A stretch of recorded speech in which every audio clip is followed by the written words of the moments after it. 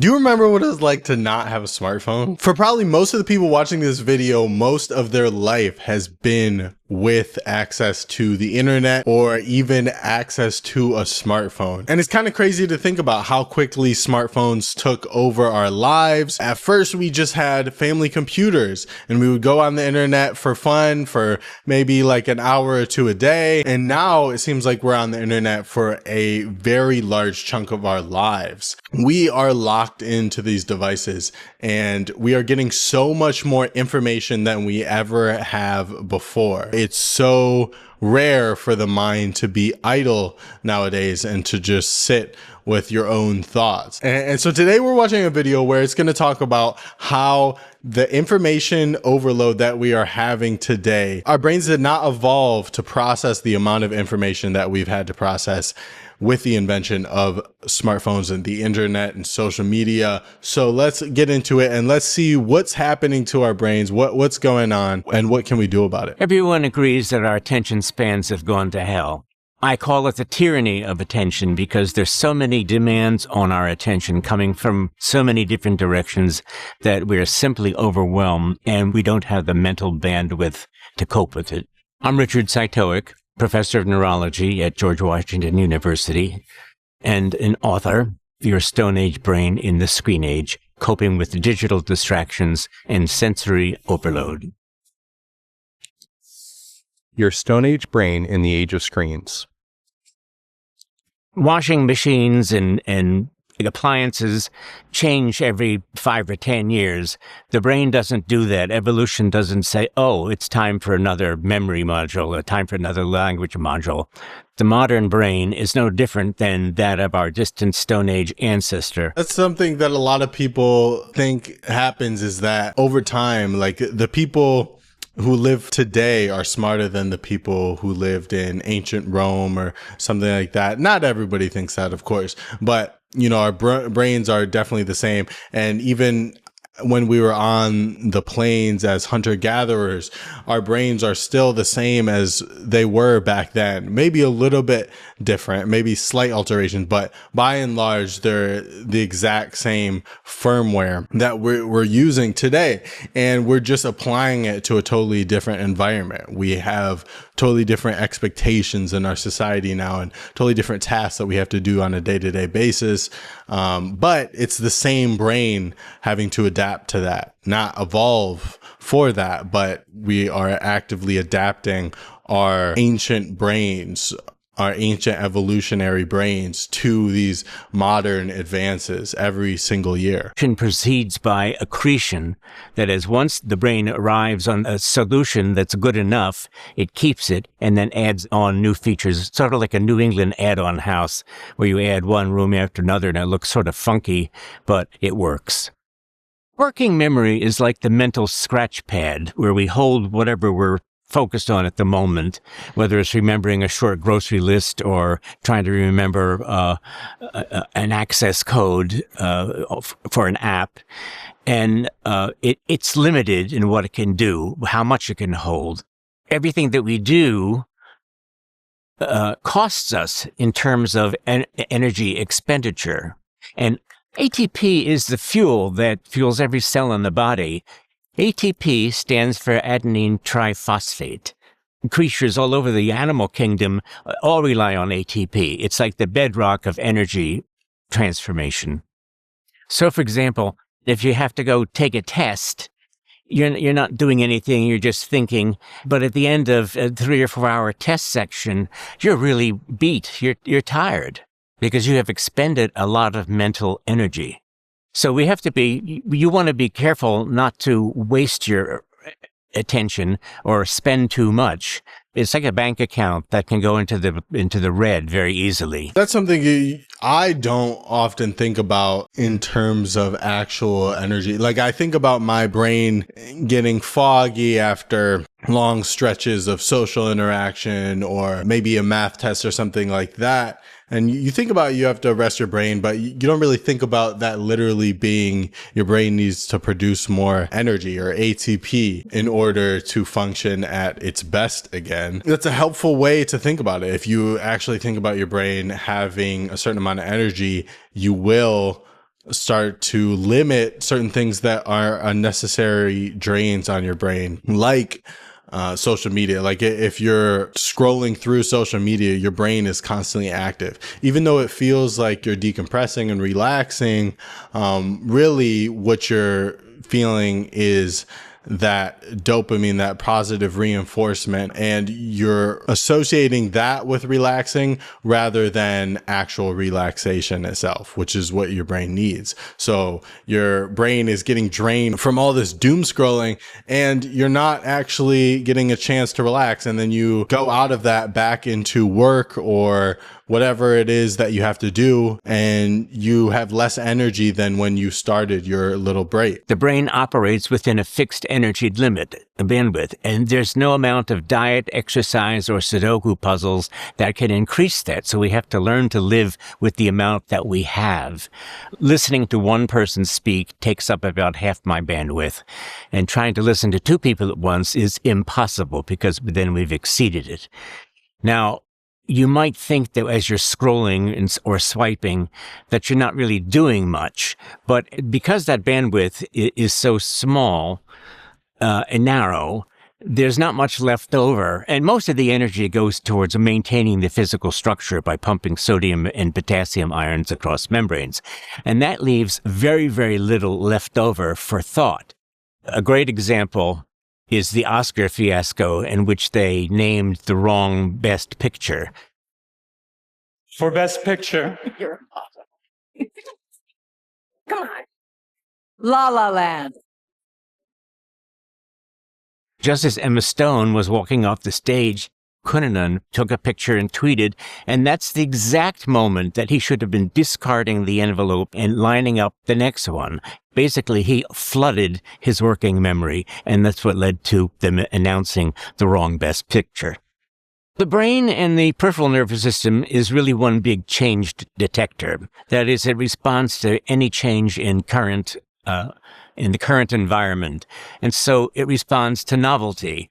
Now, back on the savannah, things didn't change very much except the constellations overhead and the seasons.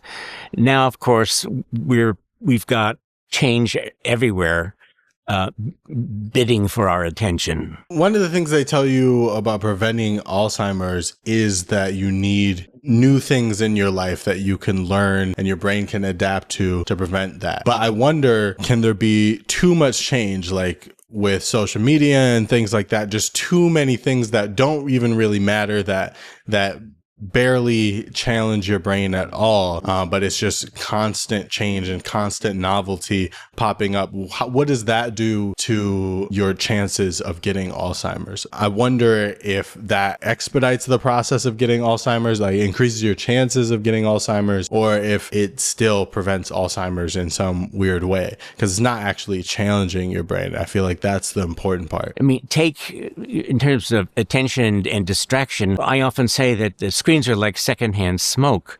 And so in the fact that who's ever in the line of sight is affected by it. And we've all experienced this in waiting rooms and airport lounges. Those huge monitors with their moving images, they demand to be looked at. And even if it's something you don't care about, you're looking at the screens because everything around you by comparison is boring, and something bright flashing at you. Like, I don't even like football, but if football's on, I'm going to watch that if I'm at like Buffalo Wild Wings or something like that. I haven't been to that in years, but if something like that is on at a restaurant, I'm going to look at the screen no matter what. It could be darts. It could be, poker. It could be things I just normally wouldn't watch. But because it's demanding my attention in a space where there's otherwise not much changing or going on, I'm going to have to watch it. Trying not to look costs energy as much. So either way, we lose. I think the only way around that would be to put in earplugs and put on a blindfold so you're not distracted by this stuff. This, what I call forced viewing. Is it ironic that you're looking at me on a screen? And the answer is not if you're just focused on my talk right now. But if you're trying to do 3 things or 5 things at once, then your focus is really shot. I think the term, dopamine reward is being thrown around too loosely. It's sort of a shorthand. Sorry, I did throw that around. I realize that there's more receptors in the brain there's more going on in the brain than just dopamine. And the relationship with dopamine to rewards is more complex. But I did use that term just a second ago, and I do feel like I'm being called out right now. But I just had to clear the air before he goes in. And for anything that feels good. A good meal will give us a dopamine hit. So I mean, we're getting these squirts all day long. Ugh. But there are two pleasure circuits that exist in the brain. One related to wanting and reward, and the other to pleasure and liking. The two systems differ in how easy they are to trigger. Now, the wanting and reward system is very easy to trigger. Its network is diffused widely throughout the brain and basically in every crevice. But it's impossible to satiate. And this is the basis of the hedonic treadmill. As soon as we get something that we want something else. Pleasure is very short-lived. Even Aristotle pointed this out long ago. On the other hand, the opioid system is smaller in its expanse in the brain. It's harder to trigger. We can satiate it, and this is the basis of addictions, really. Studies show that behavioral addictions, such as excessive swiping at your screen or TikTok addiction, activates the same brain areas as do physical addictions. So alcohol, cocaine, other kinds of drugs.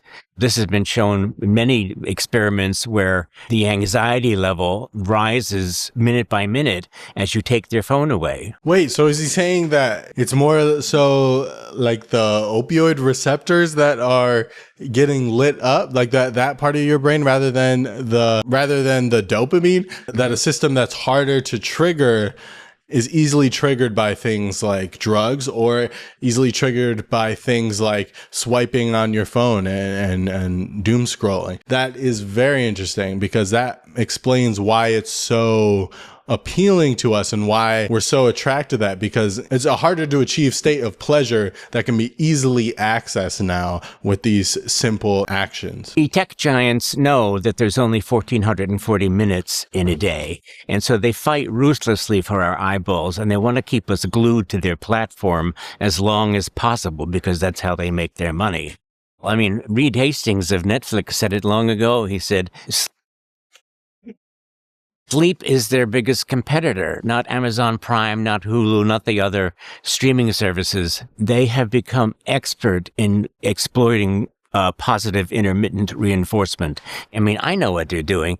And yet when I see that next episode in 5 seconds, it's like, okay, what time is it? Oh, I can watch another hour. This is the same mechanism that's used by slot machines and casinos to keep us playing. You know, one thing I've noticed is that more and more shows have episodes where they're just setting up all these things for the next episode rather than giving you actual content. Like more and more shows that you stream just sort of leave loose little threads to be followed to the next episode, probably because they just want you to consume more content. I feel like the studios that produce these shows want you to stay on the streaming service for as long as possible, and they just want you to get to the next episode and then the next episode. They don't want to just focus on like a complete story happening in a singular episode, because maybe you'll stop and maybe you'll take a break because you don't have to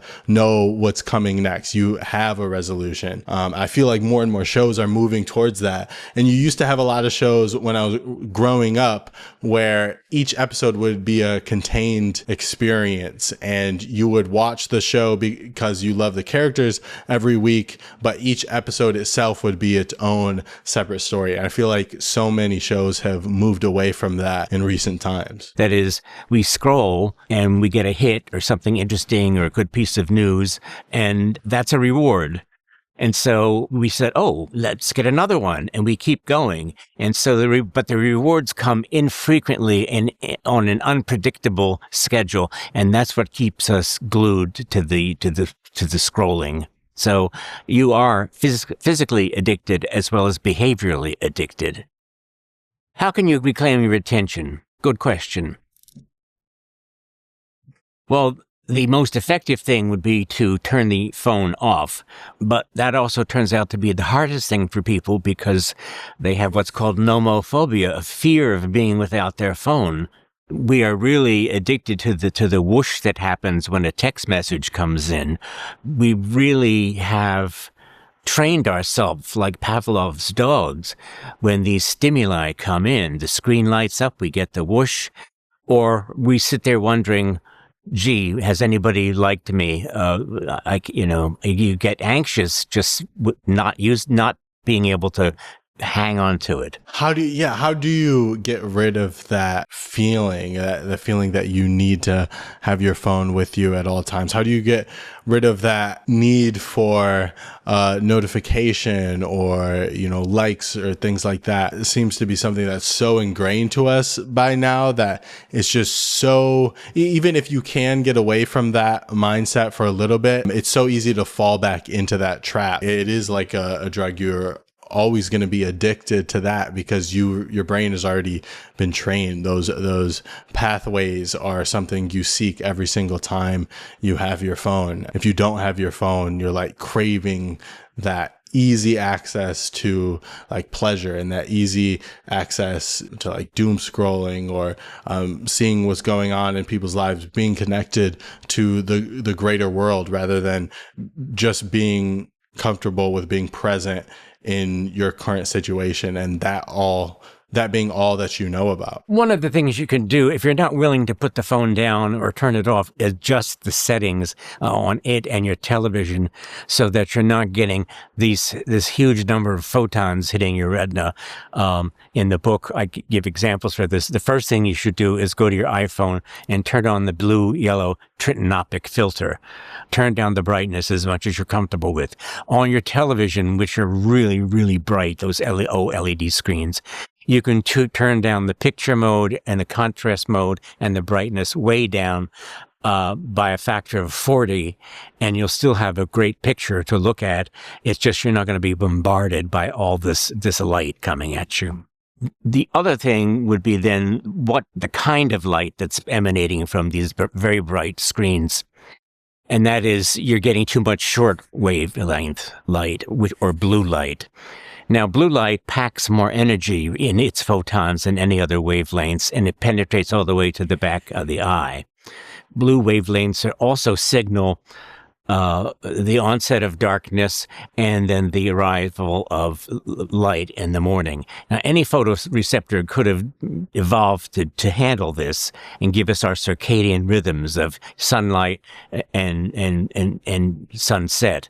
Blue light penetrates the oceans more effectively than anything else. And that's where the photoreceptors in all life first evolved. So that's why we're sensitive to blue light. Oh, that's interesting. So our sensitivity to blue light comes from our ancestors in the ocean. That's how old it is. That's very interesting that because it penetrates the water so much, that's why blue light tells us that we need to wake up. Just using blue light blocking glasses, which are tinted yellow. Yellow tinted glasses are good for glare, if you're sensitive to glare, for example, but those are really worthless.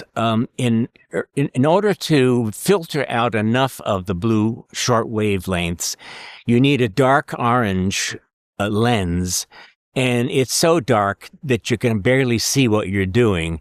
So, you can show the effectiveness in a lab, but for everyday living and trying to get around, you'll be stumbling all over the furniture because you won't be able to see anything. Wait, so blue light glasses? Wait. This is actually kind of crazy. Blue light glasses are a scam? Is that? Oh my God. Yeah. Okay. So they don't prevent eye strain because they're actually just not orange enough to block all the blue light. So they're good for glare, but they don't actually prevent eye strain. That's fascinating. Yeah, because you'll see people wearing blue light glasses, to protect their eyes from blue light throughout the day. but they don't actually prevent eye strain enough to actually make a difference in the health of your eyes. Another thing that matters is what you're doing at night.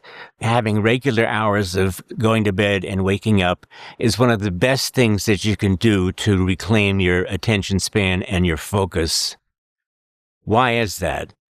Well, when you're asleep, the brain is not just passive. You're not a sack of potatoes lying in bed. Our sleeping brain is highly active metabolically.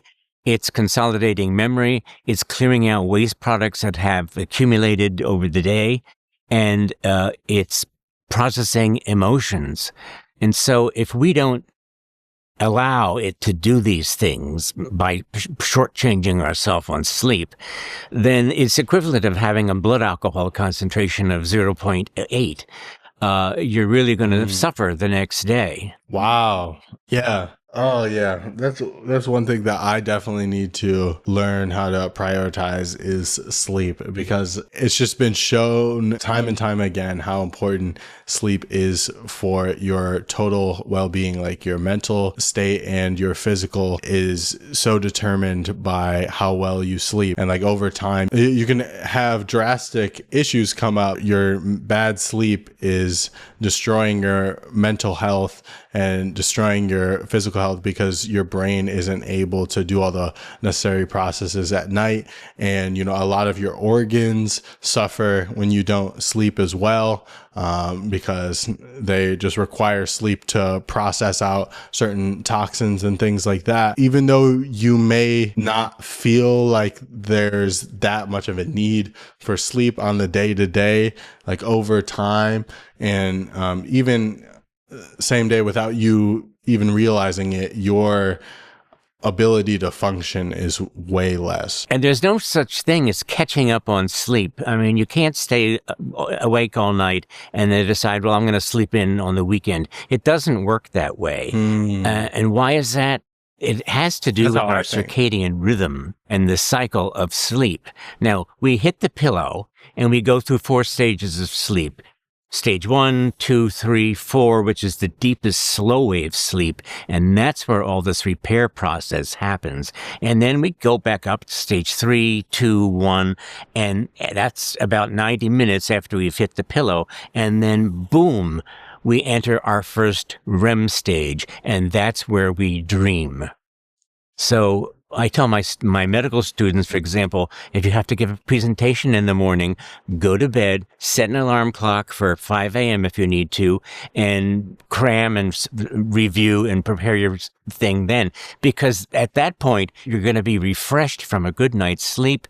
Your memory's going to be primed, your tank's going to be full, and you're going to perform much better than if you had stayed up late cramming. Yes. Okay. Yeah. I tried this. So in college, for the first couple years, I would stay up very late, studying or like doing homework, because I would always procrastinate. On certain nights, I would just stay up late and try to finish my work then, and then wake up the next day, like right before class or whatever. But then COVID hit and I stayed at home and did online classes. Like the university offered online classes. So what I would do instead of staying up late was I would wake up early and do all my work before class.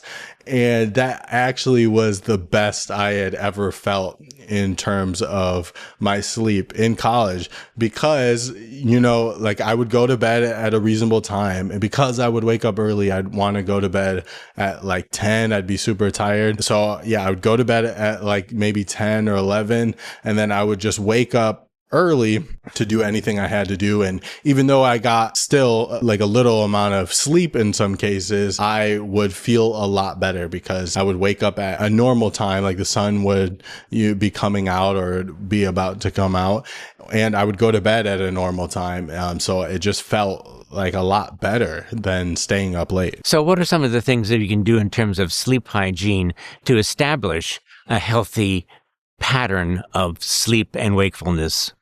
Well, one would be to try to minimize tech. Don't have a TV in your bedroom, for one thing. Try to have regular hours of going to sleep and waking up in the morning. The more you can keep a regular period like that, the better off you are. Your room should be fairly cool. 68 degrees is ideal. Don't bundle up and get too warm. If you find yourself that you need to throw the covers off in the middle of the night, then you've started out too hot. Another thing that matters is what you're doing at night. Getting into TikTok and politics and religion and all these other things that can rile us up are not a good thing to do after. I'll literally fall asleep to videos like that. Yeah, so obviously there's a lot of things that you can do to optimize your sleep. I don't think I'm going to do every single one, but I'm definitely going to try to optimize my sleep and, maybe limit my time scrolling. I've gotten a little more into TikTok recently than I would have liked, and it's probably good for me. So I'm going to try to limit that so I can sleep a little bit more. But yeah, I mean, I have a TV in my bedroom. I'm not getting rid of that. It's interesting how technology is just taking over our lives. Hopefully we can have a good relationship with it and find out what that sweet spot is so that we can still be healthy beings and also benefit from what technology has given us. I will catch you guys on the next video. If you like this video, please leave a like, comment, subscribe, and I will catch you guys in the next video.